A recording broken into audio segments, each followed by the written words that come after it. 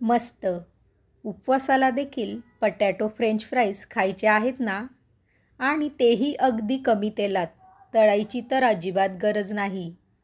तसेच लहानांसाठी देखील करा कमी तेलाचे बटाटो फ्रेंच फ्राईज. नमस्कार, मी स्मिता. स्मितास क्लाउड किचनमध्ये आपले खूप खूप मनापासून स्वागत आहे.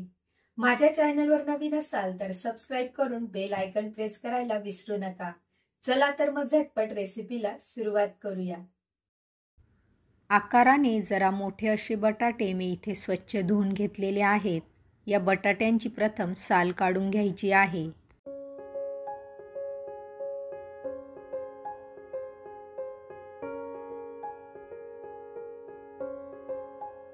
बटाट्याची साल अगदी व्यवस्थितपणे मी काढून घेतली आहे. बटाट्याला कधी कधी जरा खड्डे असतात, तर त्यातील साल ही सुरीच्या साहाय्याने काढू शकतात. हा बटाटा आता पूर्णपणे स्वच्छ झालेला आहे. फ्रेंच फ्राईज बनवण्यासाठी आता याचे काप करून घ्यायचे आहेत. बटाटा कापताना उभाच कापायचा आहे, म्हणजे काप लांबसर असे येतील.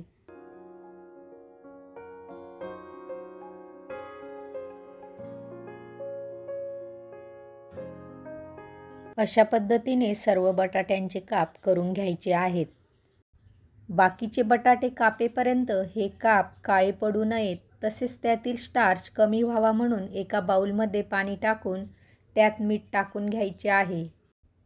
हे पाणी चमच्याने ढवळून घ्यायचे आहे, म्हणजे मीठ व्यवस्थित विरघळून जाईल. जर खारट पाण्यात बटाटा घातला तर बटाट्यातील पाणी हे बाहेर खारट पाण्याकडे जाते. हा निसर्गाचा नियमच आहे. बाकीचे बटाटे देखील कापून सर्व काप मी या खारट पाण्यात टाकून घेतलेले आहेत. हे काप खारट पाण्यात 10 मिनिटं झाकून ठेवायचे आहेत.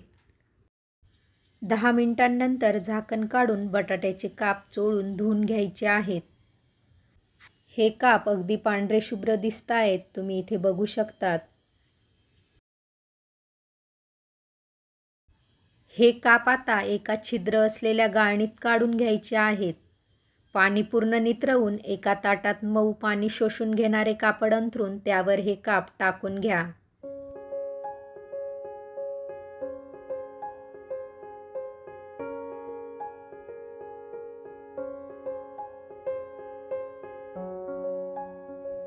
दोन मिनिटे झाकून ठेवा. नंतर त्याच कापडाने बटाट्याचे काप जरा पुसून घ्यायचे आहेत.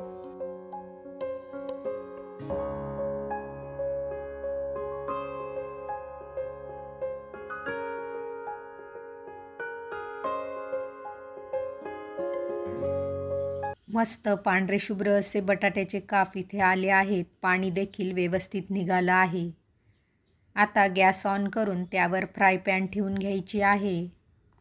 फ्राय पॅनमध्ये अगदी 4 पळ्या तेल मी टाकून घेणार आहे. ही पळी 5 ml ची आहे, म्हणजे फक्त 20 ml तेलाचा वापर मी इथे करणार आहे.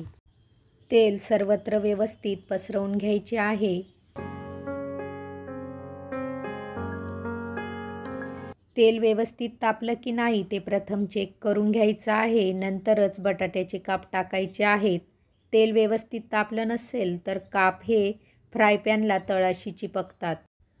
काप टाकताना पसरवूनच टाकायचे आहेत, म्हणजे सर्व काप व्यवस्थित फ्राय होतील. गॅसची फ्लेम आता लो ठेवायची आहे. वरून झाकण ठेवून हे काप फ्राय पॅनमध्ये 3 मिनिटं असेच शिजू द्यायचे आहेत.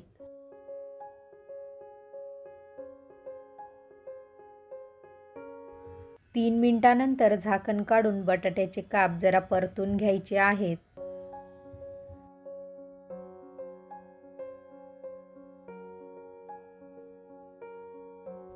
काप परतवून झाल्यानंतर 2 मिनिटांसाठी परत झाकण ठेवून घ्यायचं आहे. 2 मिनिटांनंतर झाकण काढून काप परतून घ्यायचे आहेत. आता त्यांचा कलर जरा चेंज झालेला आहे. तुम्ही इथे बघू शकतात, गोल्डन असा कलर त्यांना यायला सुरुवात झालेली आहे. आता झाकण न झाकता 2 ते 3 मिनिटे बटाट्याचे काप म्हणजेच फ्राईज परतून घ्यायचे आहेत. परतण्यासाठी छोटा चमचा किंवा फोर्कचा वापर तुम्ही करू शकता, त्याने जास्त सोपं होईल. गॅसची फ्लेम मात्र लोच ठेवायची आहे.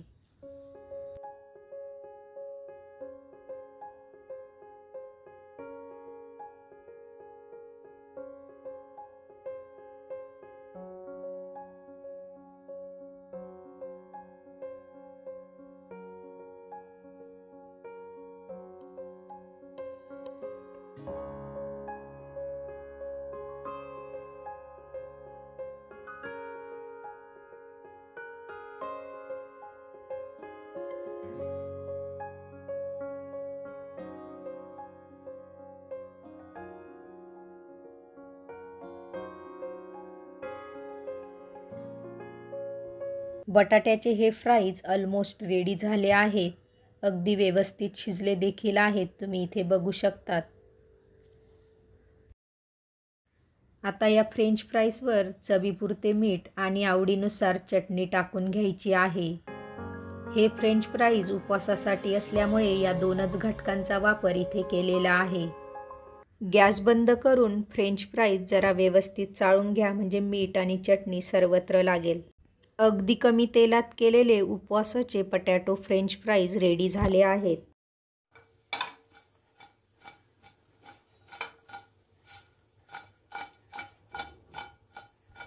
गरम असताना हे अगदी कुरकुरीत असतात, म्हणून खाण्यासाठी गरमागरमच सर्व करून घ्यायचे आहेत. उपवासाचे पटॅटो फ्रेंच फ्राईज तर रेडी झाले. लहानांसाठी देखील चाट मसाल्याचे फ्रेंच फ्राईज अगदी सेम तशाच पद्धतीने तयार करून घ्यायचे आहेत.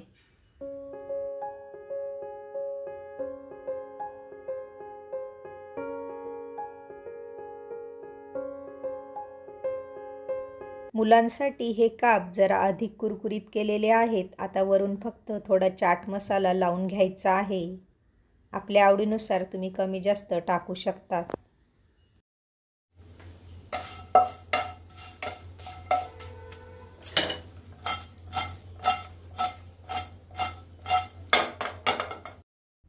मुलांसाठी देखील अगदी कमी तेलात केलेले पटॅटो फ्रेंच फ्राईज खाण्यासाठी रेडी आहेत. कलर देखील अगदी सुरेख आलेला आहे. खाण्यासाठी आता गरमागरम सर्व करून घ्यायचे आहेत. अगदी कमी तेलात केल्यामुळे हे अतिशय हेल्दी असे आहेत. तर बघूया अगदी कमी तेलात केलेल्या आपल्या या उपवासाच्या फ्रेंच फ्राईज कशा झाल्या आहेत.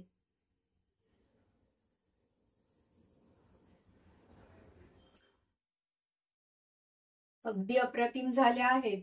तुम्ही देखील महाशिवरात्रीच्या उपवासाला अशा पद्धतीने ही रेसिपी करून बघा. नक्की ट्राय करा.